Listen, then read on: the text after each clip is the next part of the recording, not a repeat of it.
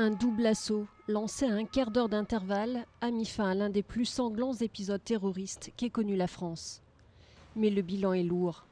En plus des 12 personnes exécutées il y a 48 heures lors de l'attentat contre Charlie Hebdo, 4 civils ont perdu la vie ce vendredi.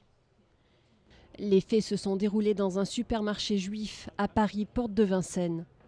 Pendant une partie de l'après-midi, plusieurs autres personnes sont retenues en otage par 7 hommes, à Mehdi Koulibaly. Plusieurs heures de statu quo, puis l'assaut est donné vers 17h15. Le preneur d'otages, soupçonné d'avoir abattu jeudi une policière municipale à Montrouge, est tué. Plusieurs personnes sont évacuées saines et sauves.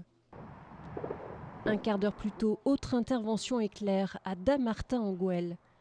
Les frères Kouachi, auteurs présumés de l'attaque contre l'hebdomadaire satirique mercredi, se sont réfugiés dans une petite imprimerie dans ce village de Seine-et-Marne.